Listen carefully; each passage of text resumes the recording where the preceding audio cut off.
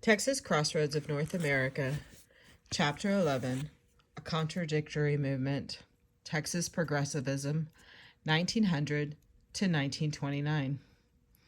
Jim Ferguson was virtually unknown when he stepped up to the makeshift outdoor podium on the main street of the small central Texas town, Blum, northwest of Hillsboro.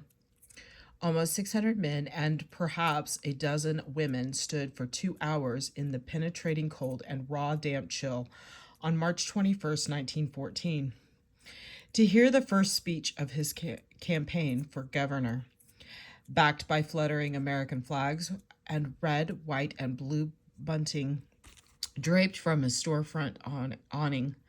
Ferguson used vernacular language that would appeal to his audience.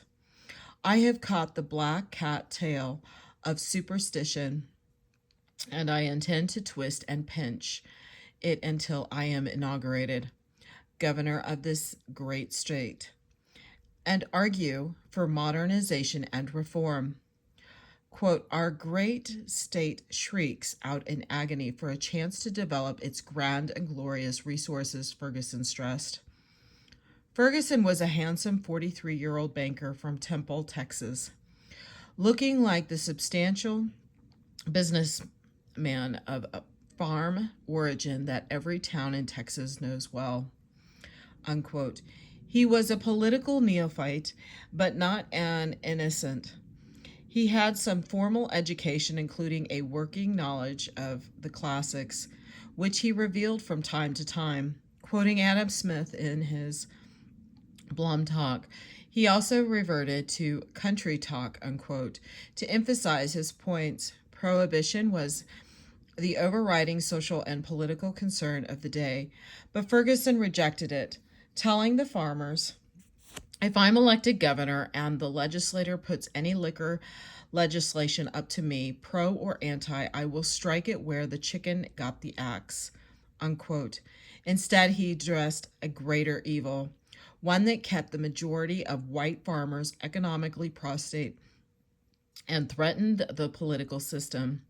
The amount of rent that many landlords were now charging tenants, Ferguson shouted, amounted to usury, which was against God's law and man's. It had led to a statewide poverty and the rise of the Socialist Party. As long as the tenant was treated fairly and equitably, he reasoned, the claims of the socialist were a matter of fine-spun theory. Take away the abuses of the present rent system, and the socialist would not have a leg to stand on. No other politician in the Democratic Party proposed such a radical measure to the Dallas Morning News reporter at the scene. He was frank and outspoken, but a neighbor recalled that Ferguson could electrify and sway audiences to the near frenzy of a wild mob. The socialist would claim that he had stolen their thunder. Farmers thought they had found their champion. The first 2 decades of the 20th century, give or take a few years, are generally known as the progressive era in American history. Although this is an unsatisfactory and in many ways misleading term, it has been historically to embrace the social and political reforms that a rising middle class and agrarian and social reformers proposed during the early years of the 20th century. Progressivism must be understood as a constellation of political and social movements, some with conflicting goals. Reformers of varying stripes championed its rhetoric and methodology. Those wanting economic regulation, women suffragists, activists in the National Association for the Advancement of Colored People, the NAACP, white supremacists, eugenicists, health and safety reformers, and good government activists, to name a few. Progressives tackled a wide variety of issues. Who should and should not vote was a dominant question. In the first 2 decades of the century, reformers advocated both social control and social betterment during the entire 30-year period, with emphasis on prohibition, health and safety reforms for workers, women, and children, and they debated whether to codify segregation or implement integration. Sorry about that. Economic reform took two forms in the era. Prior to World War I, government regulation of business was advocated, but in the 1920s, the state-sponsored measures to improve business efficiency and productivity dominated. Progressivism in Texas emerged during the state's drive toward modernization in the opening decades of the 20th century. During these years, Texas experienced economic growth rooted in ranching and cotton production and greatly bolstered in January 1901 by the discovery of what was, at that time, the world's largest oil deposit at Spindletop. This growth gave rise to demands for new roads, better schools, and more efficient city government. The political and cultural climate, with its emphasis in one-party control, permitted and at times even encouraged the reforms. Indeed, one historian of the era even refers to the state as bastion of reform. Furthermore, the federal government's role in state politics and the role that Texans played nationally changed as Texans looked at Washington, D.C. for assistance. As you read this chapter, consider the following questions. Compare and contrast the modernization of the Texas economy and Texas politics during the Progressive era. Who benefited and who did not? Define and evaluate the goals of Progressive era reformers in Texas. How did their concerns and their tactics shift between 1900 and 1929? To what degree were they successful? To what degree were they not? Were there issues they neglected? In what ways should the war years and the 1920s be viewed as continuing the themes of the Progressive era? In what way or ways should they not? The Texas economy in 1900. Agriculture and farming and ranching still fueled the state's economy in 1900. Since the mid-1870s, Texas farmer had led the South in the production of cotton. By the turn of the century, the state produced more than 3.5 million bales on 7,178,915 acres of land, and there still was arable land yet to bring under the plow. Cotton production, however, dipped when the boll weevil, a native Mexican insect, began to make its way northward from South Texas, where it was discovered in 1894. The weevil flourished in the semi-tropical warmth of much of South and East Texas and proved resistant or immune to most known insecticides and poisons. In 1904, the small weevil destroyed more than 700,000 bales of cotton. By 1921, the weevil had ruined 34% of the annual cotton crop, costing farmers millions of dollars.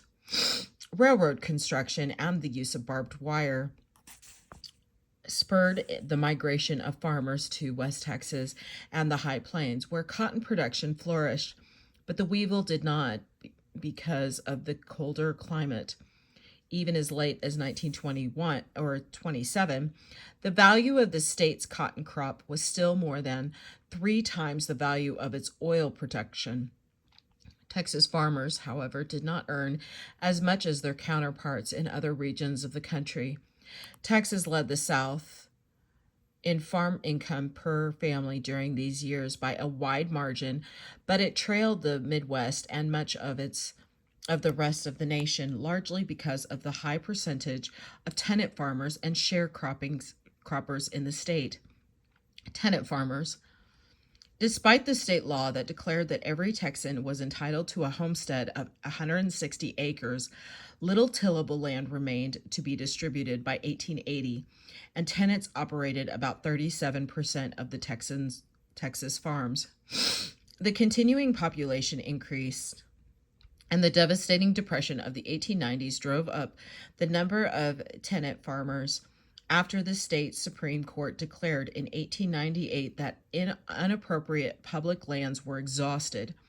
The percent of tenant farmers in the state jumped to more than 49% in 1900 and nearly 52% by 1911. Some were share tenants who furnished their own tools, plows, work, animals, seed, and food, and bargained over the percentage of the crops that they paid to the landowner. In a common arrangement, a tenant farmer would provide the landlord with 1/3 of the cotton crop and 1/4 of the corn crop. Third and fourth renters. But others, halfers or croppers, simply worked for the landlord, providing nothing but their labor in return for the proceeds from 1/2 of the crop, less any debts they might have accumulated during the year. As one would have expected in a segregated state, most of the share tenants were white, whereas most of the halfers were African Americans and ethnic Mexicans. The fate of sharecroppers and tenant farmers in Texas worsened because of the regional decline of semi-subsistence human farming communities in which neighbors sustained in one another in bad years. The emergence of cotton as the dominant and sometimes only crop grown contributed this decline. Rather than growing a variety of crops to sell in local markets, farmers sold only cotton, a national commodity, and thus became dependent on cotton brokers and the large landowners. When the price of cotton fell, these semi-subsistence farmers often lost their rights to live on and work their land, and they raised questions about capitalism and how property rights should be determined. The poverty of propertylessness, argued historian Kyle E. Wilkinson, pushed these rural folk to join multiple rural protest movements. The Greenbackers, the Grange, the Populists, all in the late 19th century, and the Socialist Party of America by the early 20th century. A minority of Texan farmers voted socialist in the early 20th century. Others simply stopped voting. One Lamar County sharecropper explained that he had quit voting because it did not look like it done any good. It seemed like it went their way anyhow, unquote. As agriculture prices dropped, farmers and their supporters attempted to organize to improve their conditions. The Renters Union of North America established more than 200 chapters throughout the state and tried to set rules for tenancy and improve the marketing of agricultural products. Originating in Emory, Texas in 1902, the Farmers Union became the 140,000 member Farmers Educational and Cooperative Union of America, ECUA. By 1914, with Colored Farmers Union providing services for African Americans, the ECUA constructed some 1,300 cotton warehouses and marketing cooperatives throughout the state and operated more than 100 cotton gins. In 1908, the ECUA launched the Plow Up campaign, in which it tried to create a shortage of cotton by destroying 1/3 of the crop. The effort was not repeated in subsequent years.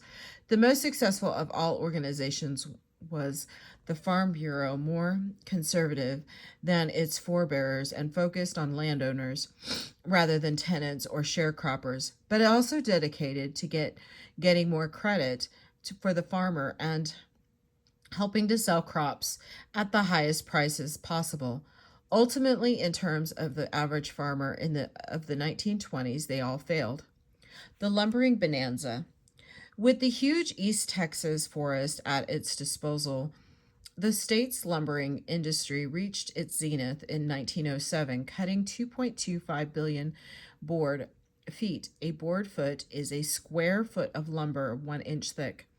The third highest production rate in the United States. Entrepreneurs changed the industry by establishing complete plants and company towns in remote parts of East Texas. Camden, Fosteria, Kirbyville, Dibble, that received the logs from the forest and delivered finished lumber, so sorry, to the railhead. The work was long, difficult, dangerous, and low paying. The workers averaged about 10 hours a day on the job between 1900 and World War I, and then 9 hours a day until World War II. Only the most skilled employees earned more than a common laborer's pay. In many cases, these poor conditions persisted until companies following a cut out and get out policy and expecting the cleared land to become farms exhausted their timber holdings. The industry declined in the 1920s. Despite the status of agricultural and lumber workers, most people view the 1920s as good economic years. The average Texas income was almost three-quarters that of the average American, and World War I had increased the demand for lumber for wooden ships and boosted the price of cotton to 20.9 cents per pound in 1919. But the relative economic position of the farmer slowly sank during that decade, and many forests were destroyed. The discovery of oil, like other places in the United States, Texas had been home to a modest oil industry for decades before the legendary discovery at Spindletop in 1901. The state's first producing field came in at Corsicana, in 1894, and the real estate developers who owned it recruited several Pennsylvania oilmen, including J.S. Cullinan, to help them develop the field. By 1900, the field was producing 836,000 barrels a year.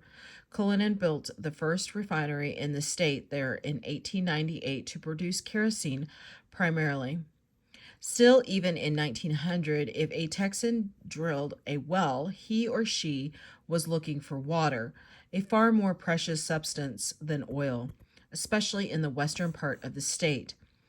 That began to change in January 10th of 1901. The Gladys City Oil, Gas, and Manufacturing Company had been drilling for oil on Spindletop near Beaumont ever since 1893.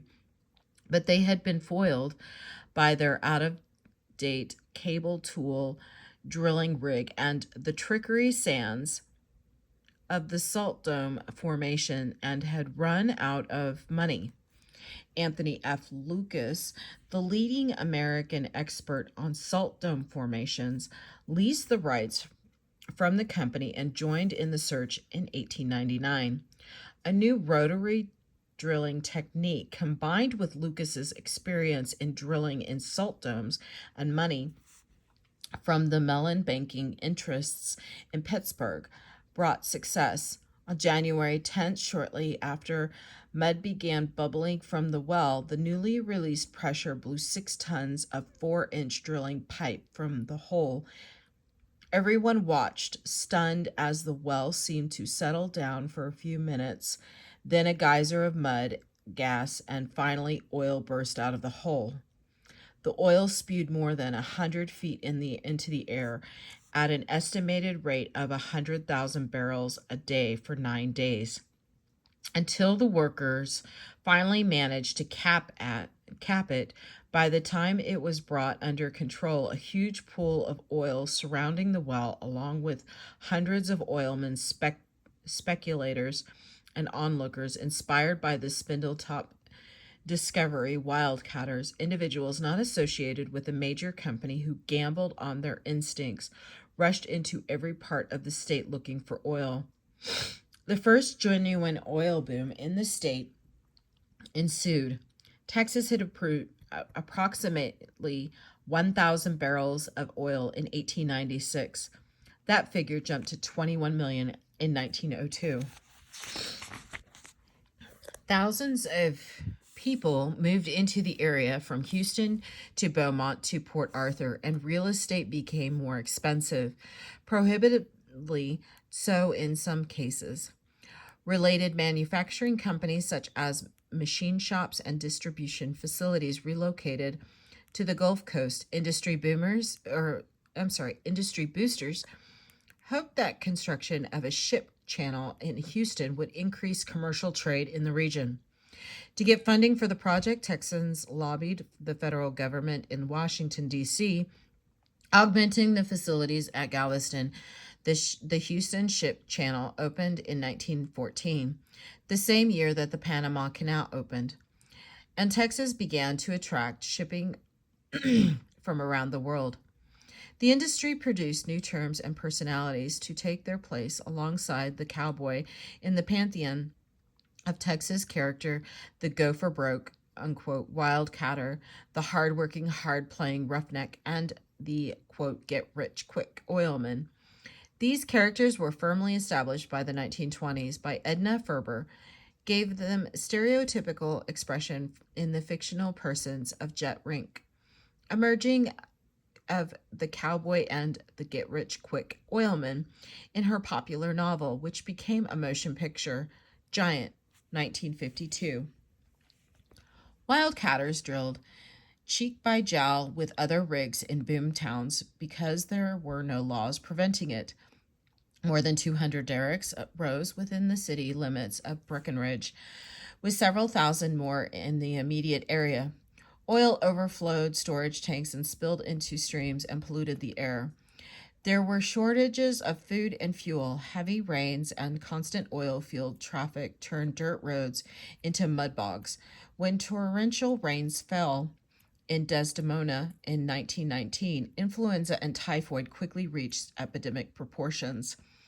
Violent crime took place alongside the gambling houses and brothels, and law enforcement officials chained prisoners to trees when jails became overcrowded. When the onslaught overwhelmed city and county services, the state intervened.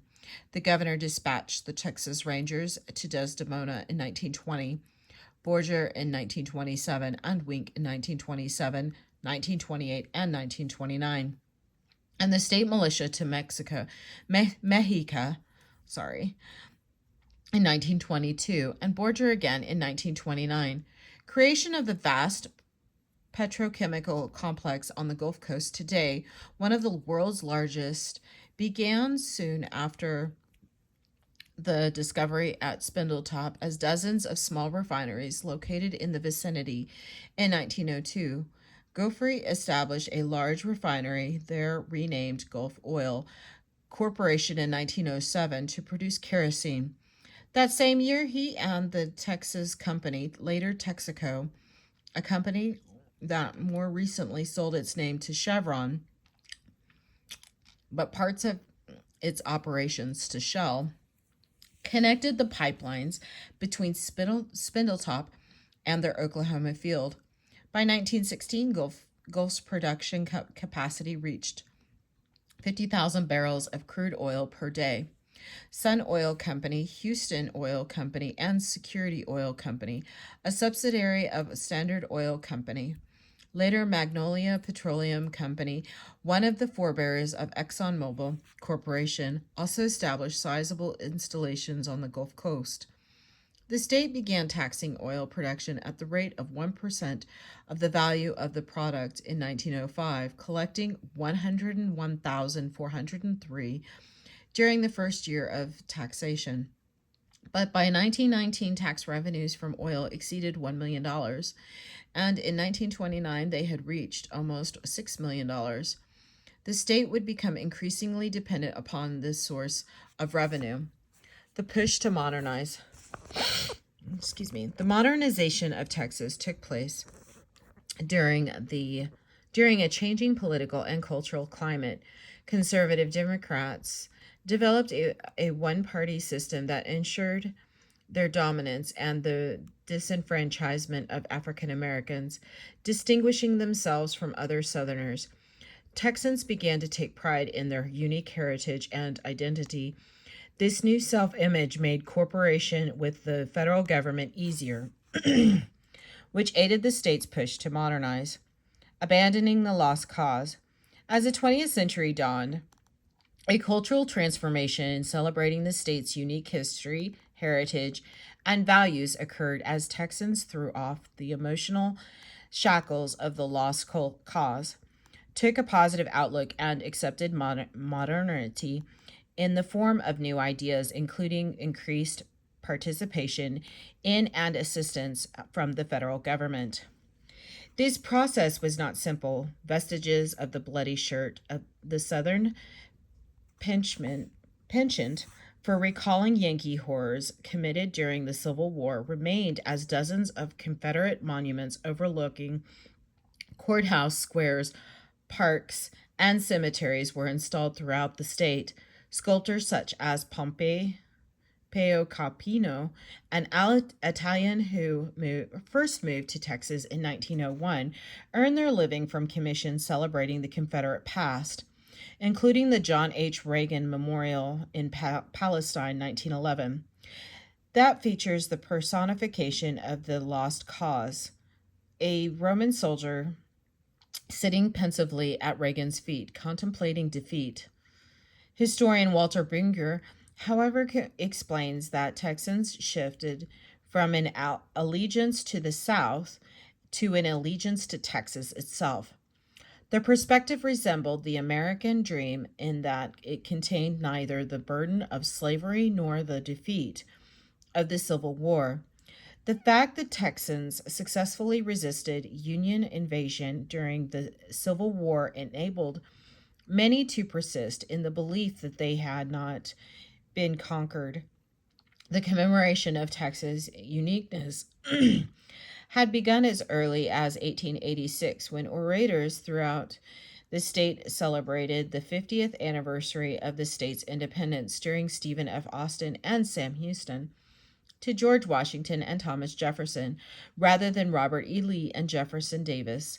By 1900, the state had acquired more than 330 acres of San Jacinto battlefield as a memorial. By 1905, it had purchased additional parts of the Alamo and turned it over to the Daughters of the Republic of Texas to administer as a shrine. And in 1901, artist Henry McArdle loaned his two large paintings of significant moments in Texas history: Dawn at the Alamo, 1905, and Battle of San Jacinto, 1895, to the state for exhibition in the new Capitol. Today they hang in the Senate chamber and have been reproduced in Texas history books for decades.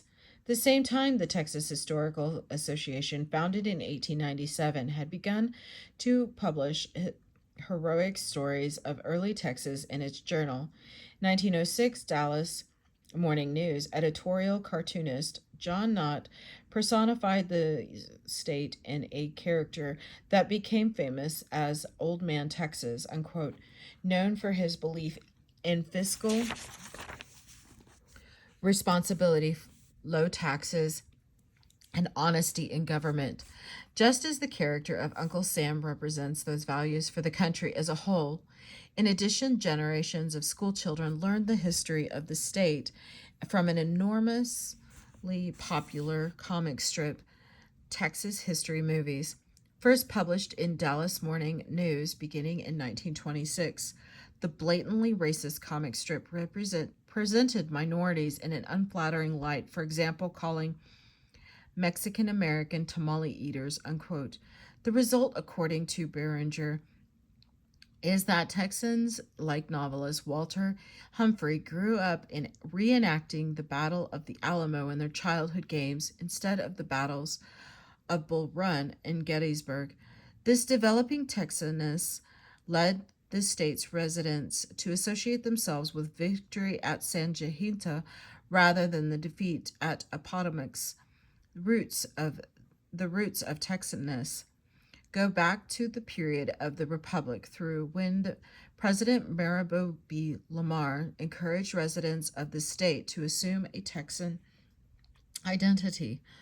The 20th century identity culminated in the state's centennial celebration in Dallas in 1936, by which time cowboys, cowgirls, and the Big Bend Mountains had officially replaced planters, Southern Belles, and East Texas cotton fields as the state symbols, as although the cult of Texas exceptionalism had negative effects, it did provide the intellectual underpinning for a newer and more positive culture in Texas than in the other southern states.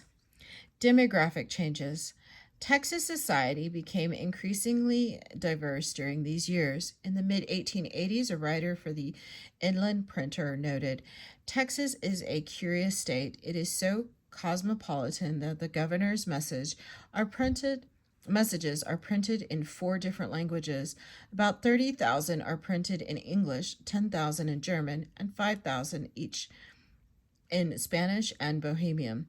Almost 200,000 Mexicans immigrated to Texas between 1890 and 1910, for example, producing a more than 300% increase in the number of Mexicans in Texas, whereas the state's overall population grew by only 75%.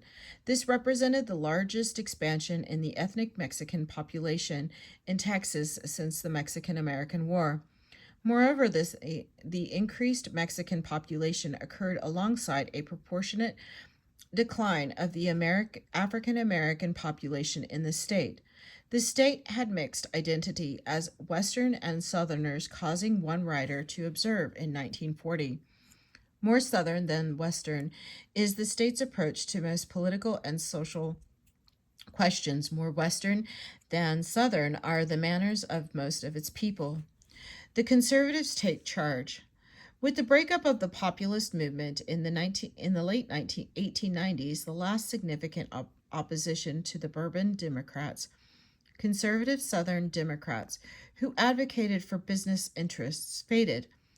The back-to-back elections of Joseph D. Sayers, 1899 to 1903, and Samuel W.T. Lanham, 1903 to 07, as governor, and Charles Culberson as senator, 1899 to 1923, confirmed their hold on power, supported by political operative Colonel Edward M. House. Sayers and Lanham were both former members of the U.S. Congress and were the last two Confederate veterans to serve as governor.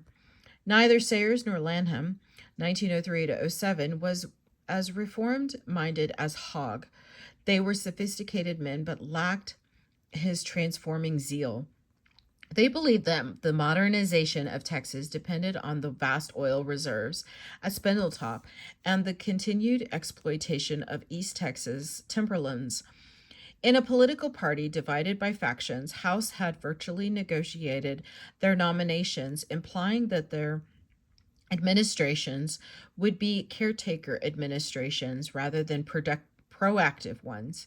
As House bluntly put it, the people wanted no disturbance in 1902, and Lanham managed to say nothing in a most convincing and masterly way, unquote. A decline in the proportion of farmers in the legislature reflected a friendlier business climate. Yet state-level antitrust prosecutions continued unabated. Texas brought more cases than the federal government prosecuted in the entire nation during the same period. It was also during their administrations that the Bourbon Democrats, with mixed motives, overhauled the state's election laws, which admittedly were a confusing melange of local laws. Block voting and ballot stuffing were endemic, and the state needed a good system of voter registration.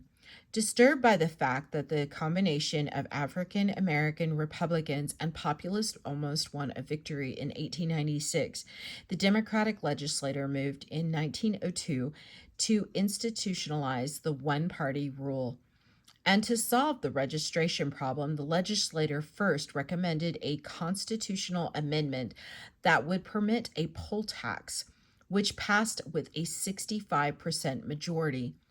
Then in 1903, the legislature enacted a series of reform that encouraged the counties to continue the all-white primaries, which in this case was interpreted to include Mexican Americans as well to accommodate the The South Texas political bosses made third-party competition more difficult and established a poll tax that had to be paid 6 months before the primaries and 9 months before the general election.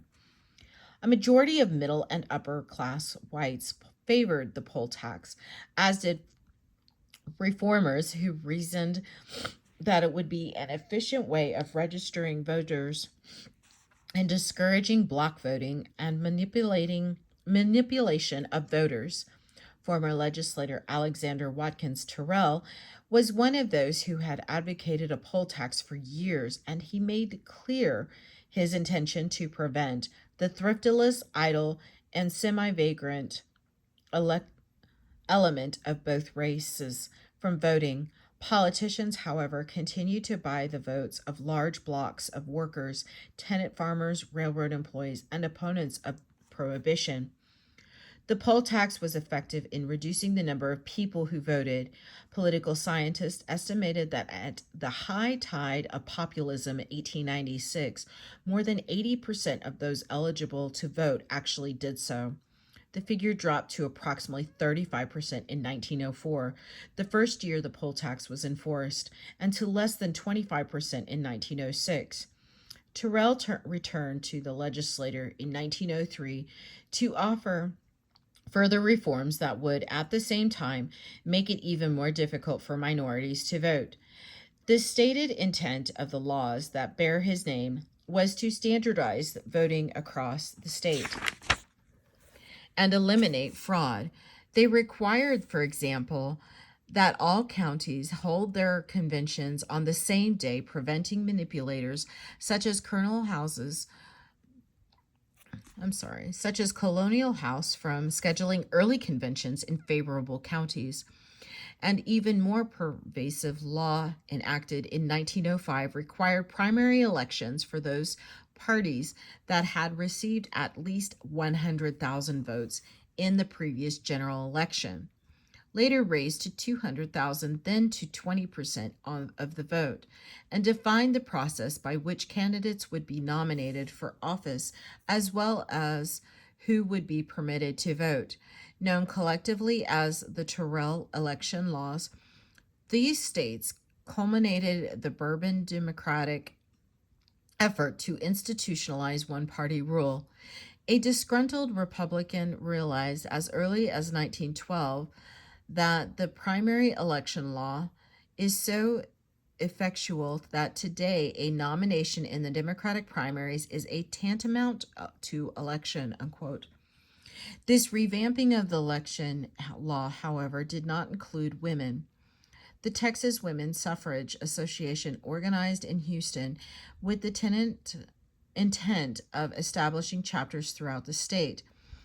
But the group's activity stopped when one of its main leaders, Annette Finnegan, left the state in 1905. A small group in Austin carried on the fight. In the meantime, women took pride in the fact that the concentrated action of many groups, including the Texas chapter of the Women's Christian Temperance Union, the Grange of the Texas Federation of Women's Clubs, and the Texas Women's Press Association, led to the establishment of the Texas Women's University in Denton in 1903. Half a dozen fights. With its newfound dominance, the Democratic Party became the only serious venue for discussion of the state's social and economic problems. It also became home to a number of factions that, although based on such strong characteristics as class, race, and ideology, moved in and out of the party from time to time and followed one or another of the charismatic leaders who vied for center stage. Powerful orators such as Senator Joseph W. Bailey and Governor Oscar B. Colquitt attempted to persuade the faithful with regard to issues such as voting, workers and women's rights, tenancy and land ownership, political corruption, railroad law, regulation of insurance companies, penal and tax reform, antitrust legislation, education conservation, and creation of highway system. With no one faction gaining dominance, the astute Jim Hogg, had helped the party find a middle ground between the conservative pro-railroad wing and the more radical populist demands, and Colonial House had negotiated between various factions of the party for another decade, but no such passion and domineering a figure as Hogg appeared. To Thomas B. Love of Dallas, Speaker of the Texas House of Representatives in 1907, and Thomas H. Ball of Houston, prohibition was a sincere motive, but they also recognized it as an issue that motivated voters. The railroads had submitted to the regulating authority of the Railroad Commission, and other foreign corporations had either fled the state or reconciled themselves to Texas parochial commercial interests, lacking a genuine corporate bully, urban abuses, or corrupt political bosses outside of South Texas to rally against. Texas reformers soon united around the prohibition question. Most, like Love and Ball, were fervent in their conviction, but it was also good politics. The state's voting population was white, male, ethnocentric, conservative, and had roots in the South. Most also lived in a rural area, farmed, and espoused traditional values as opposed to the sinful vices associated with growing cities. That also made them naturally suspicious of racial and ethnic minorities who consistently opposed prohibition. With no threat to their power, the Democrats could afford an inter-party struggle over prohibition, which inspired endless debate with Bible-quoting evangelists on one side, and on the other, the majority of Roman Catholics, members of less evangelical Protestants, sects, African Americans, Mexican urban dwellers, and Democratic conservatives. Quote, "We have only one political party in Texas," unquote, Governor Colquitt told a Dallas audience in 1911. "But there are enough political fights in that one half for a half dozen." Political fights in that one half for a half dozen, unquote. Sorry about that. Texas and the federal government.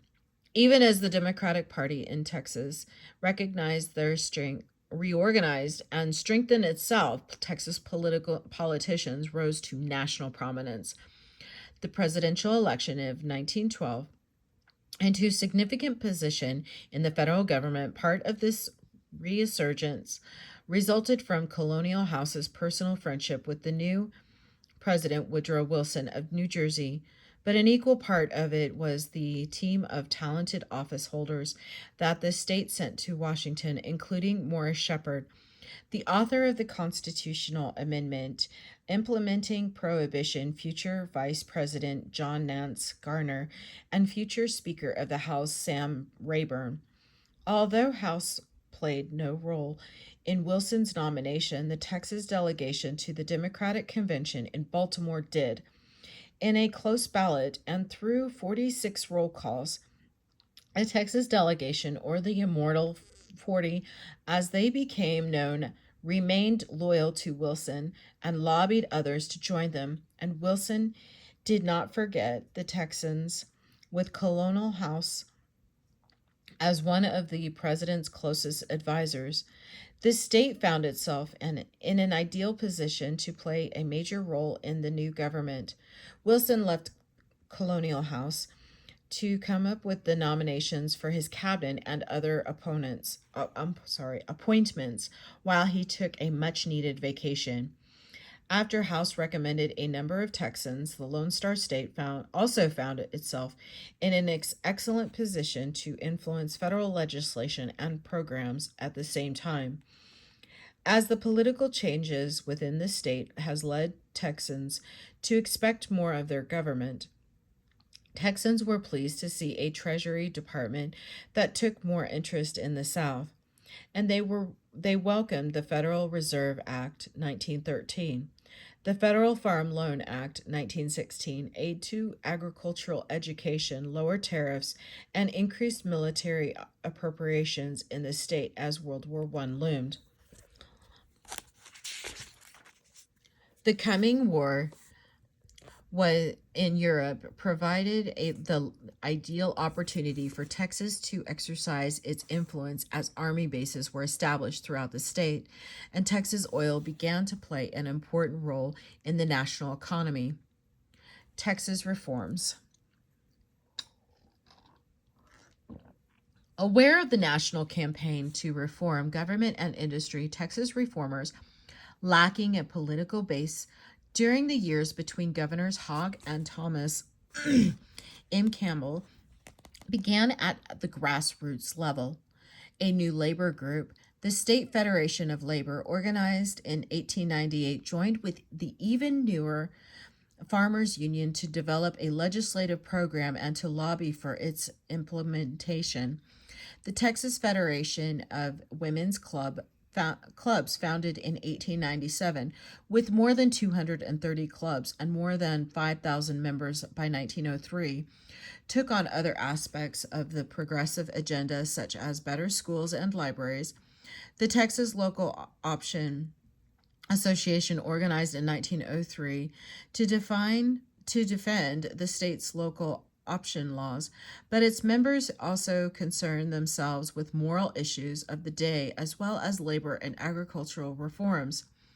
The various reformers worked toward improving government, ending political corruption, curtailing the influence of large, particularly out-of-state corporations, and improving all aspects of life, from the farm to the city, and from schools to prisons and charitable institutions. They believed that such social goals could be achieved through efficient bureaucracies, the application of scientific research and training, and public education. But prohibition was in fact the dominant issue in Texas politics for much of this period. It could across it cut across political factions and classes and gained additional support when women won the right to vote.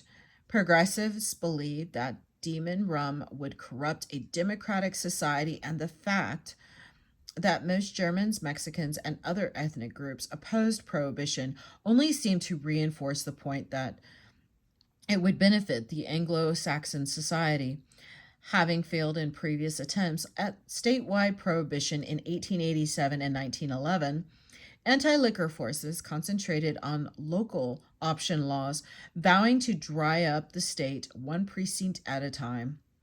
The Wets, as those who were against prohibition, were called, responded to with similar propaganda and organization.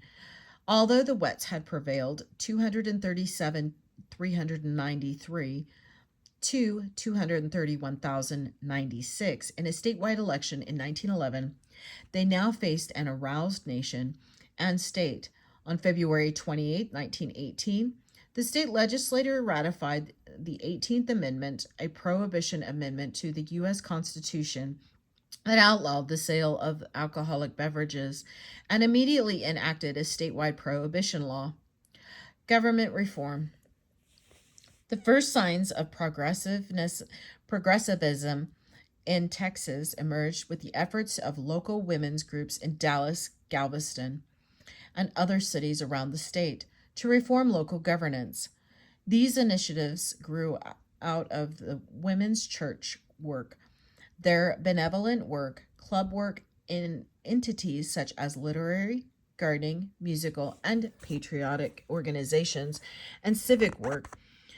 Seeing the faults in the communities where they lived, women petitioned for poor relief. Childhood nutrition programs, free kindergartens, civic beautification, improved public health, sanitation, and the like. As both Elizabeth Hayes Turner and Elizabeth York Instam have shown in their respective studies of Galveston and Dallas, women proved to be effective politicians even before gaining the right to vote. They convinced local governments to implement these municipal housekeeping reforms, and in doing so, they reconfigured the artificial boundaries between private and public spaces. Their efforts highlighted deficiencies in urban governments and the need for more efficient, less corrupt structures. Then the devastating hurricane that struck Galveston Island on September 8, 1900, a most tragic event and the greatest natural disaster to strike North America, hastened to the implementation of municipal reform. Galveston had been engaged in an all-out civic struggle with Houston for dominance in Gulf shipping. But the hurricane tipped the balance decisively in Houston's favor. Nevertheless, the people of Galveston struggled back heroically. A group of wealthy businessmen feared that the city would never recover its prosperity with its current city council. The oligarchy devised a plan to elect commissioners at large rather than from specific wards or precincts. The commissioners would then elect the mayor from among their number, and the commission would be both policy making and administrative body. Individual commissioners would also serve as heads of specific departments. Architects of the plan wanted to bring increased expertise and efficiency to rebuilding of the city. Progressives did not object to the elite running the city as long as they made the correct decisions.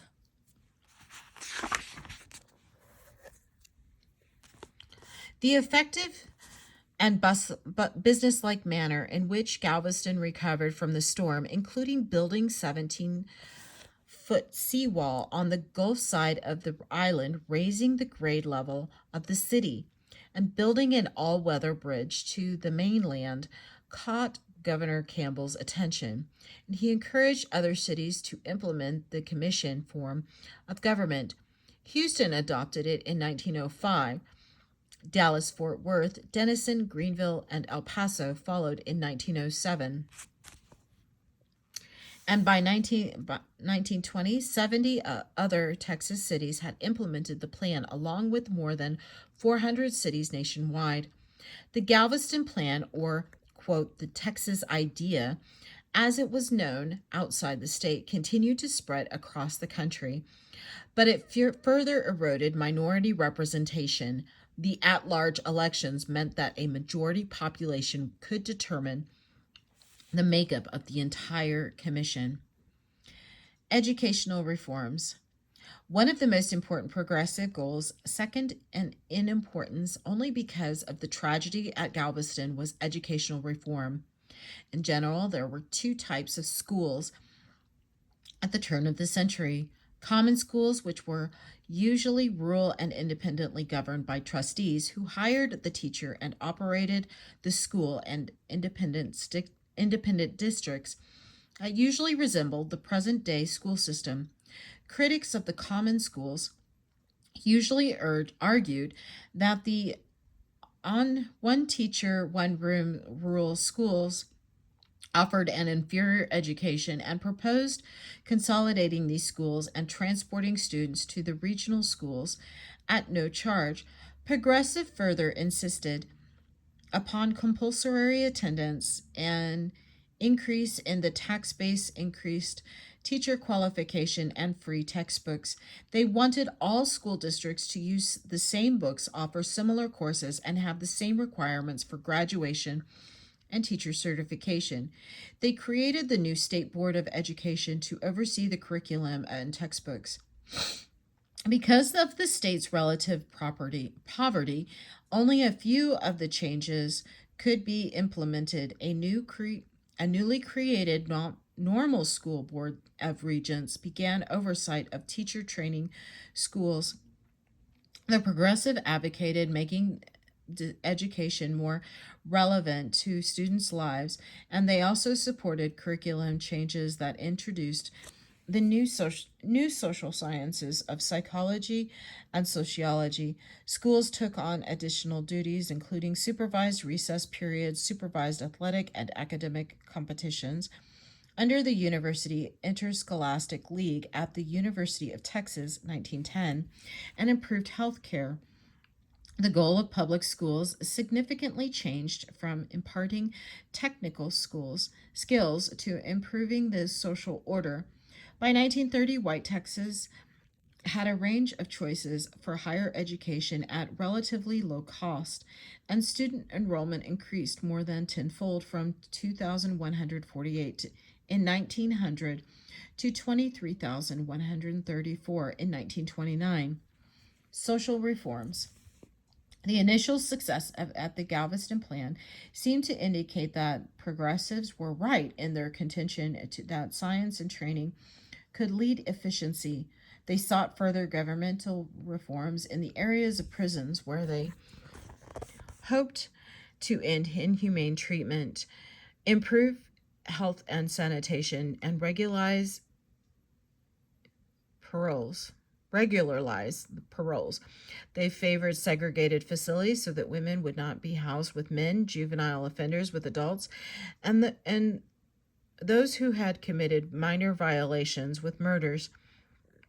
The legislature addressed the problem in 1911, ending contract leasing of prisoners in 1912. It established the Gainesville School for Girls in 1917 and transferred the Gatesville School for Boys to the State Board of Control in 1919, with instructions that the school emphasize reform and education. It replaced hanging as the preferred method of execution with the electric chair, thought to be more humane, in 1923, and established the Texas Prison Board in 1927 to reorganize the system.